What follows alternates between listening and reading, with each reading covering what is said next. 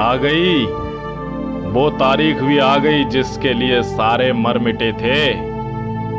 मुझे नहीं पता मैं एक बेहतरीन रनर हूं या नहीं, लेकिन इस बात का पूरा यकीन है कि अगर मैदान में उतरूंगा तो अच्छे अच्छों के छक्के छुड़ा के रख दूंगा। साथियों, मैदान में हारा हुआ इंसान फिर से जीत सकता है, लेकिन मन से हारा हुआ इंसान कभी नहीं जीतता। मन को इतना मजबूत कर लो कि कोई इंसान कभी हारे ही ना। It's hard to beat a person who never gives up. उस इंसान को हराना सबसे ज्यादा कठिन हो जाता है जो कभी उम्मीद नहीं हारता। मुश्किल वक्त में देखा है कुछ लोग बहुत टूट जाते हैं, और कुछ लोगों को देखा है जो सारे रिकॉर्ड तोड़ देते हैं। साथियों, सारा खेल नजरिए का है, माइंडसेट का है। नजर को बदलो तो नजारे बदल जाते हैं, सोच को बदलो तो सितारे बदल जाते हैं। कश्तियां बदलने की जरूरत नहीं है साथियों, दिशा बदल लो, किनारे खुद ब खुद बदल जाते हैं। तेरे गिरने में तेरी हार नहीं है, तू आदमी है अवतार नहीं है। गिर, उठ, चल, दौड़ और फिर भाग, क्योंकि जीत तो बहुत लंबी है, इसका कोई सार नहीं है। किस्मत से न कहो कि कोई मौका दो। साथियों, किस्मत से न कहो कि कोई मौका दो, मेहनत करो और हर किसी को चौंका दो। सफर में मुश्किलें आए तो हिम्मत और बढ़ती है, कोई जब रास्ता रोके तो जरूरत और बढ़ती है। अगर आ जाओ बिकने पर तो घट जाया करते हैं दाम अक्सर, न बिकने का इरादा हो तो कीमत और बढ़ती है।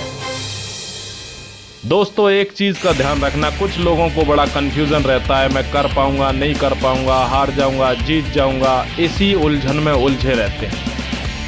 एक बात दिमाग में रखना साथियों, ईश्वर का दिया हुआ कभी अल्प नहीं होता, जो टूट जाए वो संकल्प नहीं होता। हार को लक्ष्य से दूर ही रखना मेरे दोस्तों, क्योंकि जीत का कोई विकल्प नहीं होता। जो पसीने की स्याही से लिखते हैं इरादों को, उसके मुकद्दर के सफेद पन्ने कभी कोरे नहीं रहते। इस मोटिवेशनल लाइन में एक चीज और कहूंगा कि बदल जाओ वक्त के साथ, या फिर वक्त बदलना सीखो। मजबूरियों को मत कोसो, हर हाल में चलना सीखो। आज बताऊंगा दोस्तों कि किस तरीके से आखिरी के 15 दिन में आपको वो तैयारी करनी है जो 15 महीने होती हो। इस चीज को आज हमको निश्चित करना है और 15 दिन के अंदर इस फिजिकल को निकालना है। गारंटी देता हूं, यकीन दिलाता हूं कि किसी ने अब तक कुछ भी नहीं किया होगा तो भी वो शख्स फिजिकल मार के आएगा, और वो भी फुल, एकदम परफेक्ट। आज 15 दिन का ये शेड्यूल बताऊंगा, इसको बहुत ध्यान से सुन लें।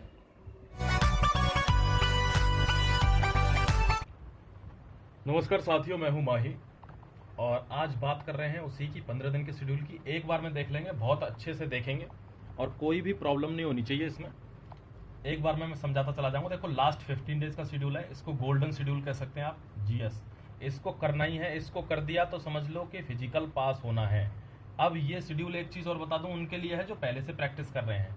एकदम से आके कोई नया बंदा करेगा तो इतना फिजिकल इतने जल्दी नहीं होता, 15 दिन में फिजिकल नहीं होते। लेकिन ये उनके लिए जो पहले से प्रैक्टिस कर रहे हैं। देखो, सबसे पहले दिन की बात करेंगे, डिक्रीज इंक्रीज करना है। डिक्रीज इंक्रीज क्या होता है? देखो, उससे भी पहले एक चीज बता दूं कि सबसे पहले फर्स्ट चीज आपको क्या करनी है, हमेशा हर दिन वार्म अप। अच्छा वार्म अप, ऐसा नहीं हल्का फुल्का, अच्छा वार्म अप करना है। उसके बाद सबसे लास्ट में जब हम रेस वेस खत्म करेंगे तब हमको क्या करना है, कूल डाउन करना है। ये दो चीजें सबसे पहले दिमाग में रखनी है लास्ट के 15 दिन। अब बढ़ते हैं आगे। मॉर्निंग के शेड्यूल पे पहले दिन हमको क्या करना है, फर्स्ट डे की बात कर रहा हूं। आपको 600 इंटू 2, 600 के 2 राउंड लगाने हैं। इनकी स्पीड रखनी है लगभग 105 सेकंड से 110, समझ गए?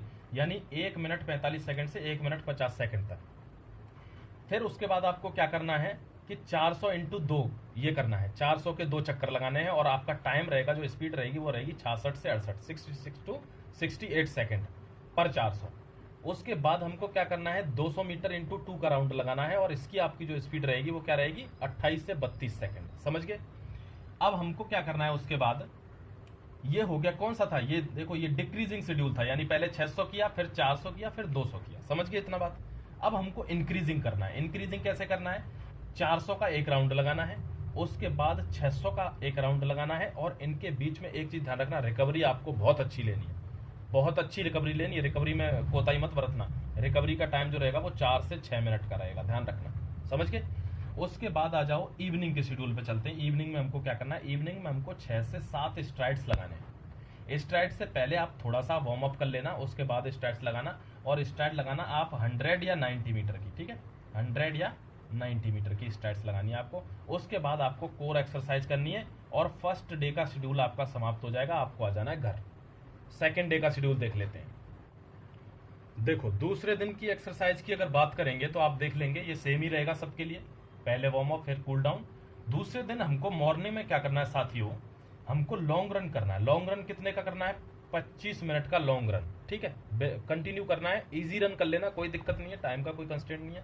उसके बाद हमको स्ट्राइड्स लगानी है, 6 से 7 स्ट्राइड्स लगानी है। उसके बाद प्रॉपर स्ट्रेचिंग। देखो यहाँ पे हल्की फुल्की स्ट्रेचिंग से काम नहीं चलेगा साथियों, यहाँ प्रॉपर स्ट्रेचिंग करनी है, समझ गए, थोड़ा टाइम तक। उसके बाद ये हो गया मॉर्निंग का शेड्यूल। फिर हम आएंगे इवनिंग में। इवनिंग में हमको क्या करना है, एबीसी ड्रिल्स करनी है, केवल सिर्फ एबीसी ड्रिल्स, और उसके बाद कूल डाउन करके हमको कहाँ जाना है, घर पे आ जाना है। समझ गए। ये हमारा सेकंड डे का शेड्यूल था, ध्यान रखना। मूव करते हैं थर्ड डे के शेड्यूल पे। थर्ड डे के शेड्यूल में क्या होगा साथियों, मॉर्निंग में, मॉर्निंग का शेड्यूल हम क्या रखते हैं, 200 के हमको 8 राउंड लगाने हैं, और हमारी जो स्पीड रहेगी, जो टाइमिंग रहेगी वो क्या रहेगी, 29 से 32 सेकंड रहेगी हमारी पर 200 की। समझ गए। इसमें आपका रिकवरी टाइम हमको क्या करना है, थोड़ा लो रिकवरी टाइम लेना। लो मतलब इससे क्या होता है, देखो जो ल्यूसिड फेलियर्स होते हैं ना वो बच जाते हैं इसकी वजह से, इसलिए हमको इसमें लो रिकवरी टाइम लेना है, वो है ओनली 2 मिनट का। समझ गए, 2 मिनट का रिकवरी टाइम है। अब हम आते हैं इवनिंग में। ये हमारा मॉर्निंग का एक्सरसाइज हो गया। इवनिंग में जब लौटेंगे तो क्या करेंगे, 25 मिनट का लॉन्ग रन करना है, और इजी रन, ध्यान रखना इसको, इजी रन है ये, इसमें कोई जान आपको ज्यादा लगानी नहीं है। अब ये हो गया हमारा थर्ड डे का शेड्यूल। इसको मैं थोड़ा जल्दी जल्दी बता रहा हूँ, आप एक बार इसको नोट कर लेना, सबको रोक के वीडियो को, समझ गए, क्योंकि ज्यादा वीडियो लंबा करने से भी कोई फायदा नहीं होता। अब ये चौथा, अब हम आ गए फोर्थ डे पे। फोर्थ डे पे मॉर्निंग की बात कर लेते हैं। मॉर्निंग में हमको क्या करना है, 4 किलोमीटर की या फिर 4000 मीटर की पेस रनिंग करनी है। हमको स्पीड का भी तो ध्यान रखना है ना, तो अब हमको करनी है पेस रनिंग। पेस रनिंग में हमको क्या करना है, हमारा जो स्पीड रहेगी वो रहेगी 4 मिनट 30 सेकंड। समझ गए, यानी पर किलोमीटर की 4 मिनट 30 सेकंड। अगर आप ये नहीं करना चाहते, कहते सर 4 किलोमीटर मुझको बहुत लंबा लग रहा है, मैं नहीं कर पाऊंगा, तो आप इसके बदले ये कर सकते हैं साथियों। ये क्या है, 6 मिनट के 3 राउंड लगाने हैं आपको। 6 मिनट तक दौड़ना है, और उसके 3 राउंड लगाने हैं 6 मिनट के। इसमें आपको कैसे करनी है ये ड्रिल, ये करनी है आपको, घड़ी लेनी है हाथ में, 100 मीटर आप फास्ट करेंगे, 100 मीटर आप स्लो करेंगे, 100 मीटर फास्ट करेंगे, 100 मीटर स्लो करेंगे। ये आपका स्टेमिना इतना ज्यादा इंक्रीज कर देगी, और फिर आप अपनी स्पीड नाप लेना 1 वीक के बाद ही। ये 15 दिन का शेड्यूल है, 1 वीक के बाद आपको समझ में आ जाएगी कि मेरा क्या स्टेमिना चल रहा है। समझ गए इतनी बात। नेक्स्ट चलते हैं चौथे दिन के शेड्यूल पे। ये फोर्थ डे आ गया। फोर्थ डे में मॉर्निंग में हमने ये शेड्यूल कर लिया, हम आ गए इवनिंग पे। इवनिंग में हमको क्या करना है, सबसे पहले वार्म अप करना है, जाके मैदान में जाते ही वार्म अप करना है। उसके बाद हमको 15 स्ट्राइड्स लगानी है दोस्तों, 15 स्ट्राइड्स लगाएंगे, और वो कितने कितने की, वही जो मैंने बताई है, 100 की या 90 की, ये 15 स्ट्राइड्स लगानी है, और अच्छा वार्म अप करना है आपको। समझ गए। इस बीच आप सबको पानी पीते रहना है, पानी के साथ कोई भी कोताही मत बरतना। मैं फिर समझा रहा हूँ, बाद में मत रोना। पानी नहीं पियोगे गिर जाओगे, गर्मी बहुत ज्यादा है। और आपको थोड़ा सा ये जो वर्कआउट है ना दोस्तों, ये थोड़ा सा, जैसे आप 5 बजे 5:30 बजे जाते हैं, तो आप 4 बजे जाके करें। थोड़ी सी आप धूप में करेंगे ना, उससे आपको फायदा होगा। मॉर्निंग का वर्कआउट क्या है कि मॉर्निंग का वर्कआउट आप कितनी भी जल्दी कर लो, कोई प्रॉब्लम नहीं है। लेकिन जब हम इवनिंग पे आएंगे, तो इवनिंग में शाम को थोड़ी सी गर्मी रहती है, और वो आपके लिए बहुत हेल्पफुल है इस टाइम पे, क्योंकि वहां फिजिकल किसी भी टाइम हो सकता है, जरूरी नहीं आपका मॉर्निंग में ही नंबर आएगा। समझ गए। चलो अब बात कर लेते हैं हम 5वें और 6वें दिन के शेड्यूल की। ओके, चलो फटाफट से देख लेते हैं 5वें दिन का शेड्यूल साथियों। 5वें दिन हमको क्या करना है, 5वें दिन के शेड्यूल पे हम आएंगे, और हम आएंगे मॉर्निंग में। मॉर्निंग में ये चीज सबको ध्यान रखनी है, पहले वार्म अप और सब कुछ के बाद फिर कूल डाउन। तो सबसे पहले मॉर्निंग में वार्म अप करने के बाद हमको क्या करना है, हमको 1000 × 1 करना है। समझ गए, 1000 का हमको लगाना है 1 किलोमीटर का, और टाइमिंग हमारी क्या रहेगी, स्पीड 315, यानी 3:15 तक आपको कोशिश करनी है लगाने की। इस शेड्यूल को फॉलो करना साथियों, अगर आप सच में क्वालिफाई करना चाहते हैं फिजिकल को, तो प्लीज इसको होलिस्टिकली फॉलो करना। और फिर उसके बाद क्या होगा, 1000 के बाद हम एक लगाएंगे 800 का, 1000 का एक 800 का, और इसकी स्पीड क्या रहेगी हमारी 225, 2 मिनट 25 सेकंड की स्पीड रहेगी, समझ गए। इसके बाद हम घर आ जाएंगे कूल डाउन करके, और इवनिंग में जब जाएंगे तो हमको अच्छी और टाइम तक, मतलब थोड़ा टाइम लेके देर तक एबीसी ड्रिल्स करनी है ओनली। ये शेड्यूल क्या है, लास्ट के 15 डेज का शेड्यूल इसलिए है क्योंकि बहुत से पता है एथलीट क्या करते हैं, लास्ट में अपनी बॉडी को या तो बहुत रिलैक्स कर देते हैं या बहुत ज्यादा पुश कर देते हैं, जिसकी वजह से एग्जॉस्ट हो जाते हैं मेन इवेंट वाले दिन। तो ऐसा हमको नहीं करना है, इसीलिए ये रिकमेंडेड वर्कआउट है एकदम। एबीसी ड्रिल्स करनी है शाम को। उसके बाद आते हैं 6वें दिन के शेड्यूल पर और आखिरी दिन के शेड्यूल पे।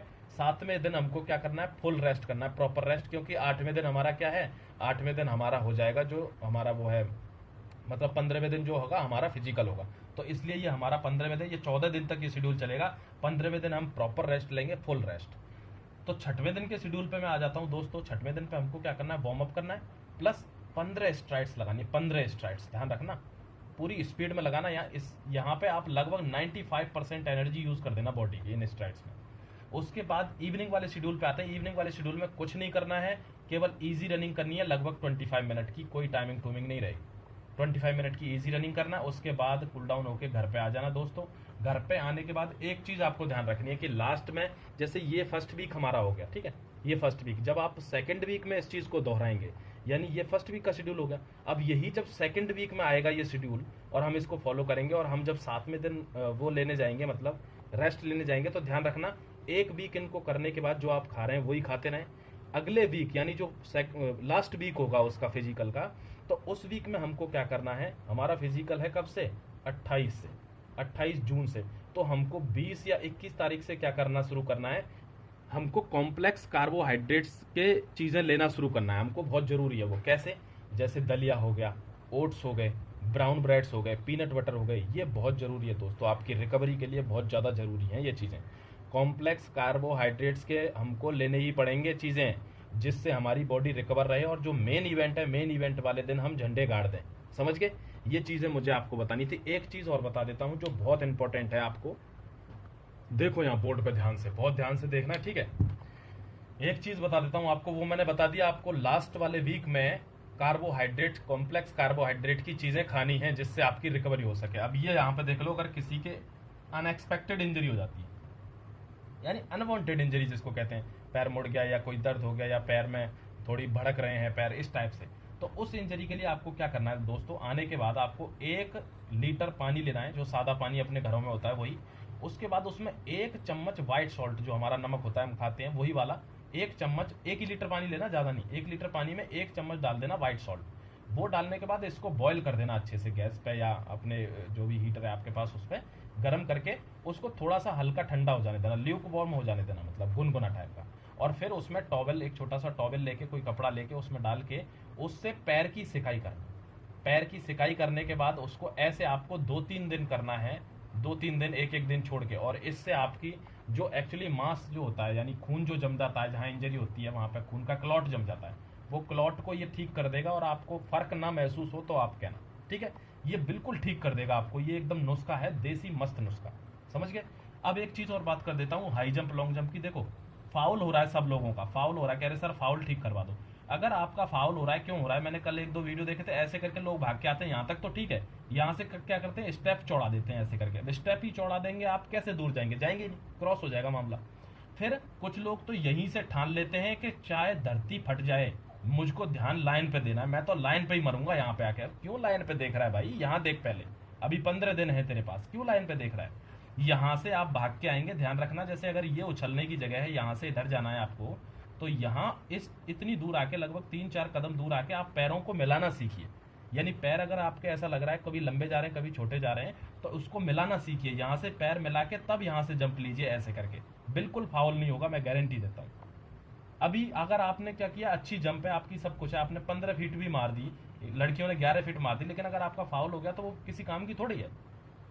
तो फाउल को मैनेज कैसे करते हैं, यहाँ से ऐसे भागेंगे, और भागने के बाद जहाँ पे हमको यहाँ से कूदना है, तो यहाँ से लगभग 2.5 से 3 कदम पहले हमको पैर मिलाने हैं। पैरों की जो वो है रेशियो, वो मिलाना है, उसको मिलाने के बाद तब जंप लेनी है, तब दूर भी जाओगे और फाउल भी नहीं होगा, समझ गए। अब इसमें हाई जंप की बात कर लेते हैं। हाई जंप में क्या होता है दोस्तों, यहाँ से आप आते हैं, कोई तो उल्टे पैर से उछल रहा है, कोई सीधे पैर से उछल रहा है, चलो ठीक है, जिसको ऐसा लग रहा है कि मैं इस पैर से ज्यादा पावर लगा देता हूँ वो उससे उछल ले, कोई दिक्कत नहीं है। लेकिन उसको फिर कंटिन्यू रखे, आप डेली डेली चेंज मत करा करो कि मैं आज सीधे से उछलाऊं, कल उल्टे से उछलूंगा, कल दोनों से उछल जाऊंगा, कल मुंह से उछलूंगा, ऐसे थोड़ी होता है। एक ही पैर से जिससे भी आ रहे हो कोशिश करो कि ऐसे ऐसे इलेप्टिकल शेप में आओ आप, जिससे आपको उछलने में ऐसे करके आसानी हो, समझ गए।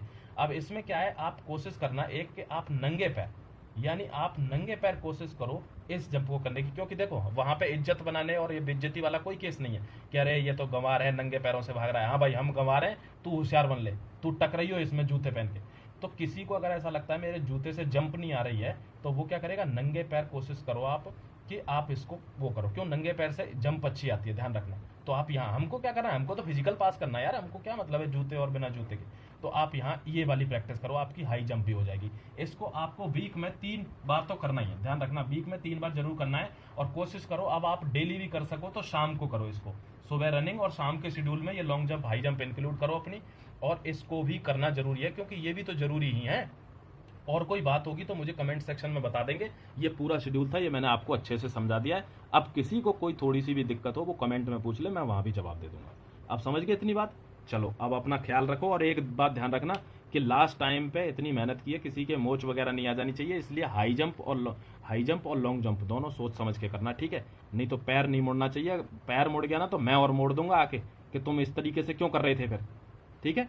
चलो अब मिलता हूँ अगले वीडियो में किसी में अच्छे से में, और अब आप ये फॉलो करो पहले 15 दिन, ठीक है। Thank you very much.